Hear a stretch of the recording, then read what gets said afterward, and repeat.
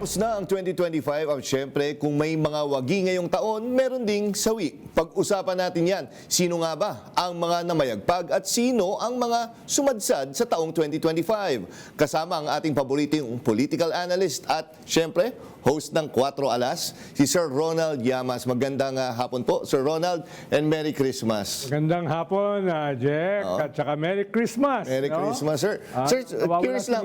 Oo nga Sir, ganito, bago tayo magsimula sa tanong, sir, sa 4 Alas, ano kayo doon? Heart, spade? Diamond? Wala kayong... Heart of Spade. Spade. Mukhang ang trabaho ko ron, tikapala. Yun nga, sir, iniisip ko. Bakit? Sabi ko, may mga kanya-kanya silang suit, kumbaga, sa mga ano. Anyway, sir, yun. Buti nga na-meet ko kayo lahat nung nagkaroon tayo na episode. Anyway, sir, ganito tayo. Ito, patapos na ngayon 2025. Sabi nga, meron tayong mga winners and losers sa pagdating sa politics or sa ibang mga usapin. Sir, unahin natin siguro yung mga sawi ngayong 2025. Sir, sino yung top 3 nyo na sawi? Well, una, si ex-President Digong. Dahil sino ba naman makakapag-isip na isa sa pinaka-powerful na tao sa ating kasaysayan, pinakamataas ang approval rating kahit sinong presidente sa ating kasaysayan, ay bigla na lang nadala sa International Criminal Court. For the first Filipino na makasuhan sa ICC para sa crimes against humanity. Mismo siya nagulat.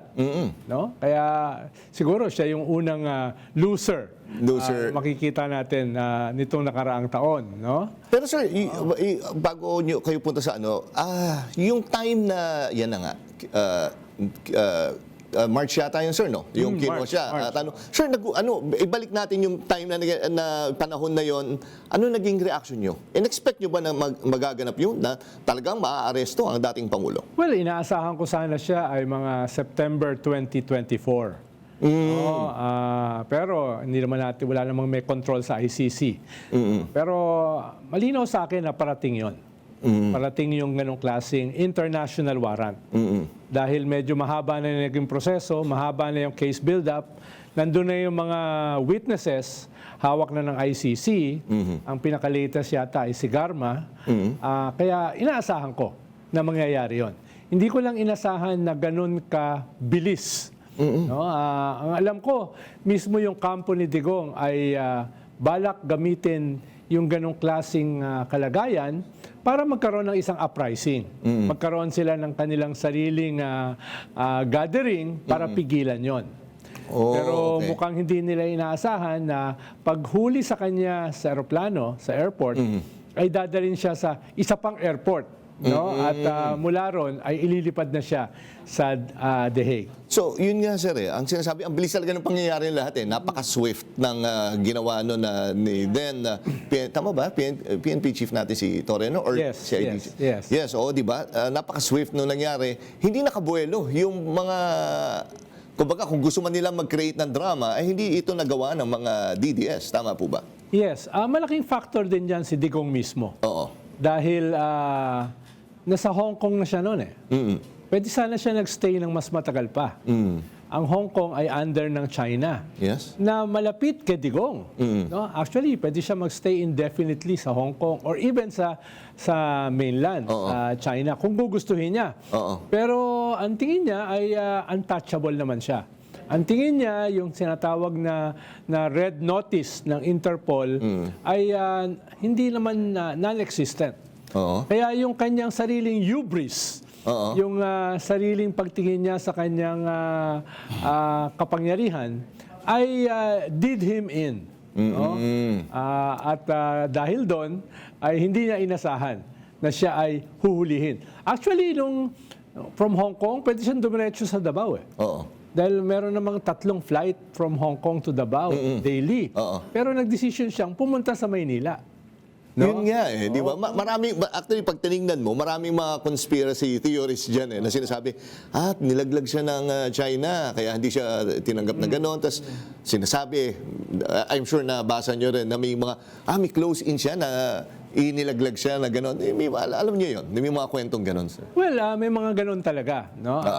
Duda ako na nilaglag siya ng China Oo. dahil siya yung talagang pinakakaibigan nila rito sa Pilipinas. Lalo na yung kanyang anak. Pwede na merong nagbigay sa kanya ng maling impormasyon. Oo, yun. Pero katulad ng sinabi ko kanina, ang pinakamahalaga o decisive factor dito ay si Digong mismo. No? May nabalitaan pa nga ako na isang factor kung bakit gusto niyang umuwi ay hindi siya makatulog sa hotel sa Hong Kong. Namimiss niya yung kanyang kulambo. Wow. At hindi yung joke. Talaga? Oo, hindi yung joke. So yun talaga yung sana binaon na lang niya. Madaling i-empake yung kulambo kung nagkataon, sir. No? Hindi ba, sir, makakakuha ng momentum si VP Sara mula dyan? Would it be in her favor o hindi? Well, sa sarili nilang base, posible. Pwedeng maging rallying cry yan ng kanilang base. Pero mismo yung base nila, may magsisimula na magdalawang isip. Dahil makikita na yung ebidensya. At hindi lang sa ICC, kundi dito. Halimbawa, yung ombudsman, pag binuksan na yung kanyang bank accounts, dahil may nakasampang plunder case sa kanya sa ombudsman, at isang pwedeng mangyari dyan ay buksan yung kanyang mga bank accounts. At kung mapapatunayan, yung sinabi dati ni Deputy Ombudsman Carandang at ni former Senator Trillanes na yung kanilang mga bank accounts ay punong-puno ng pera galing sa mga drug lords, pogo lords at iba pang lords, then kasabay niyang sa ICC, medyo madadamage din sila. Lalo na ngayon, sisimulan uli ang Quadcom. So, may mga bagong ebidensya na susulpot. Tapos, sisimulan na lang investigahan si Pulong Duterte. Anong ginawa niya doon sa kanyang 51 billion na napunta sa kanyang distrito in less than 3 years? No? Saan napunta yan? Paano ginastos yan? Tapos si Bato na nagtatago ngayon at possibly si Bongo ay posibleng issuehan ng international warrant ng ICC. Tapos yung mga kaalyado nila sa Senado ay pwede na rin masampahan ng kaso dito sa Ombudsman sa Sandigan Bayan, no? Halimbawa, si Jinggoy, mukhang pinakiusap na ni Ombudsman Remulla na wag bigyan ng travel authority ng Senate President. Ibig sabihin, nakaamba na yung kanyang kaso. Gano'n, sir. No? So yan ay almost lahat sila ay kaalyado ng mga Duterte. No? Sir, sino yung number 2 na loser nyo? Well, number 2, during the midterm election, yung mga actor politicians. Lalong-lalo na yung mga pasok dun sa survey, sa Magic 12. No, na ang lakas ng kanilang name recall, ang lakas ng kanilang popularity, pero for the first time, halos lahat sila, maliban siguro kay Lito Lapid, ay natalo. Hindi lang sa national, pati sa local. Okay nga, sir. Halimbawa, si Vilma Santos at yung buong pamilya niya, tumakbo. Lahat. Lagas. No? Talo lahat. No? So, mukhang may bagong element itong ating politika ngayon na hindi porke ikaw ay sikat na artista, ikaw ay siguradong mananalo. Isa pa, sir, well, yung isang action man na public service, may show na public service, ganun din. Halos hindi ko nga siya wala akong nakitang ad niya, or hindi ko siya nakita kahit sa social media na nag house to house siya na kumbaga, yung name recall, doon na lang siya umasa. Tama, sir. Yes, Alam niyo naman siguro kung sino yung pinabanggit ko. Pero yun, sir, ano nangyari? Ang taas siya sa survey. Pero nung pinaka-importanting survey, which is yung election, lagapak sila. Yes, yes. Kaya nga, katulad din na merong mga kandidato na labas ng survey na biglang nag-top 2, nag-top 5. No? So, hindi lang ito usapin na yung mga survey ba ay dependable o hindi. Ang usapin din dito ay may bagong elemento sa mga botante na hindi na-predict no, ng mga survey. No? At I think ko itong elemento na ito ay positibo. Positibo. So tingin niyo, sir, dahil sa nangyari, eto, may isa pa sinasabi, di ba? Magpasalamat daw tayo kay Senator Robin Padilla, medyo nagising daw yung mga botante dahil sa would you take that as a joke talaga or medyo half-truth yun? I think totoo yun. No? I think totoo yun. Dahil nag-number 1 si Robin Hood Padilla. At nakita nila, itong nag-number 1 na ito, ay wala namang pinakitang galing sa Senado. No? Kaya tingin ko ay galit sa kanya yung mga natalong mga artistang mga politiko Oo. dahil sa kanya ay naapektuhan yung kanilang kandidatura at natalo sila eventually. Yun nga, sir. Hindi yung biro. Tingin ko, seryoso. Half truth talaga yun na ano, yung ino nila doon pero may half na katotohanan yun na ano. Pero sir, yun nga kunyari ako ay artista at parating ang 2028, tingin mo magdadalawang isip na sila ngayon? Matatakot na sila na, hindi enough na sikat ako. Hindi ako, tingin mo, mas mababawasan yung mga artistang tatakbo sa 2028? Tingin ko marami ang magdadalawa, 3, 4 na isip bago tumakbo. Pero tingin ko may mga tatakbo pa rin. No, dahil hindi pa nila nakita yung memo. Hindi pa nila nakita yung memo ng mga botante. Kaya nga. Hindi automatic na dahil ikaw ay kilalang artista, ikaw ay mananalo. No? Kaya tingin ko ay meron pa rin mga tatakbo. Pero baka itong nangyari nitong nakaraang midterm ay magpatuloy. Okay, sir. Okay, sir. Sino yung number 1 natin na loser ngayong taon? Well, itong halos untouchable na mga kontraktor at mga sindikato sa DPWH. Mga bilyonaryo. Ngayon ay nakaambalang makulong. No? Kinasuhan na yung iba sa kanila. Marami pa yung kakasuhan.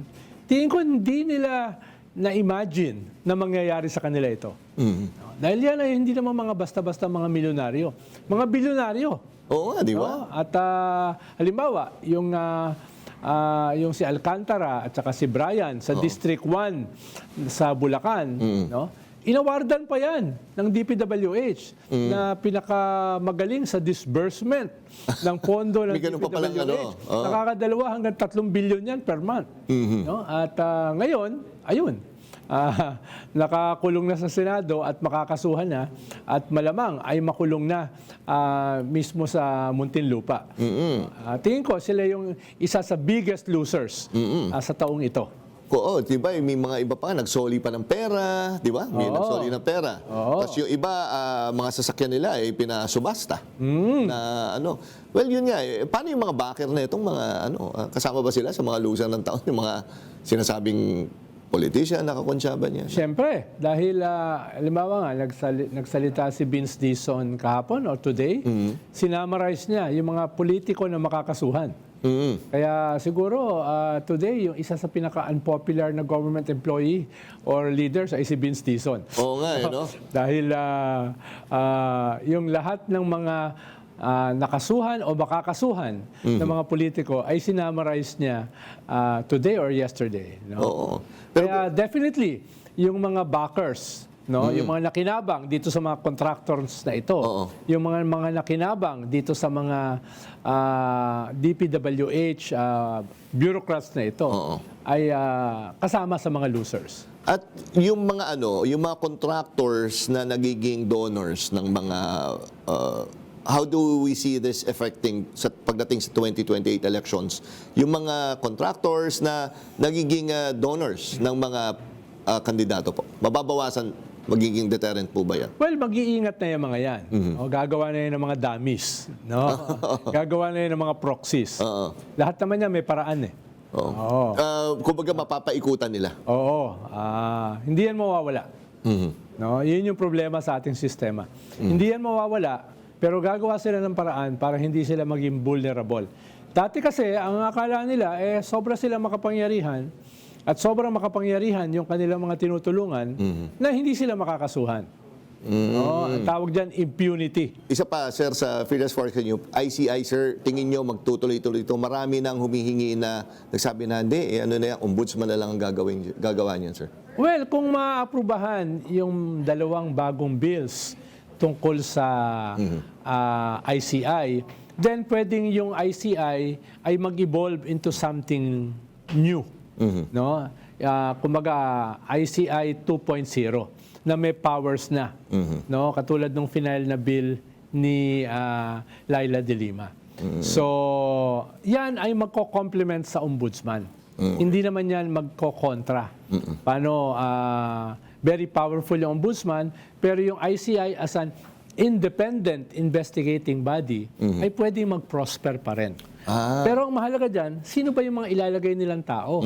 Dahil nawala si Mayor Magalong, nawala si Babe Singson, mukhang mawawala rin yung isa pang miyembro na tiga SGB.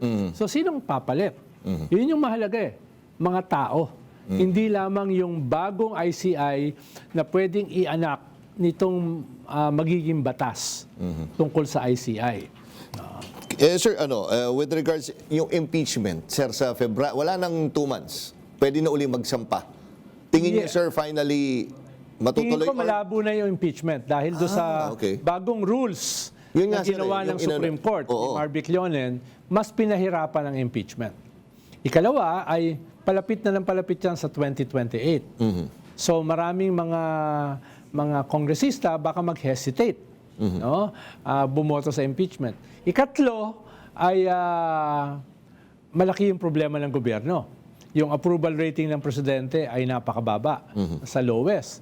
So yung dating kapangyarihan niya ay baka mabawasan. Baka hindi pa naman siguro lame duck, pero mas weakened yung kanyang position kumpara early this year. No? So yung factors na yan ay gagawing hindi naman imposible, improbable ang impeachment next year. Anti-dynasty bill, sir. Ito medyo controversial siya na tingin nyo papasa eventually ang anti-dynasty bill sa 2026? I think so. Ngayon, ang mahalaga dyan, the devil is in the details. Ano yung lalamanin? Yan ba ay yung Boji D. Sandro Marcos version? Yan ba ay yung Akbayan, Chel Jokno, Laila de Lima version? Or magkakaroon ng compromise in between? Tingin ko magkakaroon ng compromise. No? Ano yung compromise na yan? Depende yan sa pressure mula sa taas at sa baba. Sa taas, galing sa presidente. Sa baba, galing sa simbahan, civil society, etc. No? So parang bibingka. No? Mas maluluto ng mas maganda yung anti-dynasty bill into a law kung halimbawa yung presidente ay didiinan ito according to his terms. Ang alam ko, ang initial kong balita ay hindi rin masaya ang presidente doon sa bill ni Speaker Boji D. No? Kaya tingin ko ay magbibigay din niya ng pressure para sa isang mas anti-dynasty na bill. Tapos sa baba, malinaw sa akin na yung simbahan at civil society ay galit dito sa bill na ito. No? Pero at the same time, alam naman natin, yung mag-a-approve niyan ay marami mga dynasties din. So definitely magkakaroon niya ng compromise. Kaya Sir, huling tanong na lang siguro pagtatapos natin doon sa itong sa natin pag-uusap is tingin nyo by 2026, hindi natin kasi pwede sabihin masyado pang maaga para sa 2028. Definitely, kailangan nila lang magpakilala. Would you agree na dapat 2026 magpakilala na kung sino yung gustong tumakbo kasi para may momentum ka? Tingin mo, sir, may surprise tayong makikitang pangalan na biglang lulutang? Or eto din yung same players din? Posible, no? Dahil tingin ko yung 2028 election ay mapapaaga. Tingin ko 2026, makikita mo na yung contours ng 2028. No? Dahil una, nag-announce na si Sara, natatakbo siya. May ilang mga pink na nagsabi na open sila, katulad ni Senator Risa Ontiveros. No? Pero hindi pa sila nag-unite sa isang kandidato. Tingin ko by 2026 ay kinakailangan na nilang mag-unite. Dahil mahalaga na magkaroon ng leader itong anti-corruption movement na ito. Hindi siya pwedeng maiwan sa isang vacuum. Kinakailangan yung lumalawak na anti-corruption movement na yan ay magkaroon ng isang leader na posible na maging kandidato sa 2028 or maging endorser ng kandidato sa 2028. Usually naman sa ating sistema, yung mga nauunang frontliner ay hindi na nanalo. Banderang kapos. Once lang ako nakakita ng isang frontliner na nanalo, si Erap lang. Okay. Pero hindi siya tumagal. No? Kaya hindi automatic na ikaw ay frontliner sa simula, ikaw yung mananalo sa dulo. Okay. No? Perhaps iba ngayon ang 2026. Dahil nga iba yung sitwasyon ngayon. No? Kaya nakikita ko na may possibility rin, katulad ng sinabi mo, Jack, na baka may sumulpot na Black Swan. Oh, na Di na dark horse, Black Swan na. Oo, no? Baka may sumulpot na biglang maging viable candidate. Halimbawa, si Miriam in 92. From out of nowhere, sumulpot siya. Kaya nga, sir. Hindi siya politiko, walang political party, walang makinarya, walang resources. Nag-number 2, sabi nga ng iba, nag-number 1. No? Ang kanyang mensahe lang ay anti-corruption, ang kanyang base lang ay kabataan. No? That was 92. No? At marami pa mga sumulpot. Si Pinoy sumulpot dahil namatay yung nanay at nagkaroon ng anti-corruption ethos dahil nga doon sa corruption nung 9 na taon ni Gloria Macapagal Arroyo. No? Sumulpot si Digong dahil sa fear ng mga tao, especially yung OFW, sa krimen. No? Sumulpot siya. So, yan ay may possibility na may sumulpot na hindi binibilang na possible candidate, pero dahil sa isang pagkakataon o isang defining moment ay biglang naging Makikilala. makikilala. Okay, sir. Naku, maraming salamat po, Ginoong Ronald Llamas. Again, salamat. Alam ko, Paskong-Pasko ay pinagbigyan mo kami dito. And sir, again, Merry Christmas and Happy New Year na rin, sir. Ingat din sa pagsusot ng relo para hindi kayo ma-judge. Ako nga, dapat di ako magre-relo, baka mahusgahan ako. Sir, maraming salamat po ulit, Sir Ronald Llamas. Salamat sa suporta na binibigay mo sa Arangkada Balita. Anytime. All throughout, ang sipag-sipag nyo, sir, kahit natatraffic kayo, kahit nasa loob kayo ng sakyan, ay pinagbibigay nyo. Anytime. At, Sir, maraming salamat po. Mabuhay Merry kayo. Christmas at sana yung ating Pasko at bagong taon ay mas maging makabuluhan para sa ating bansa. Oo. Good luck sa atin sa 2026, sir. Sir, maraming salamat.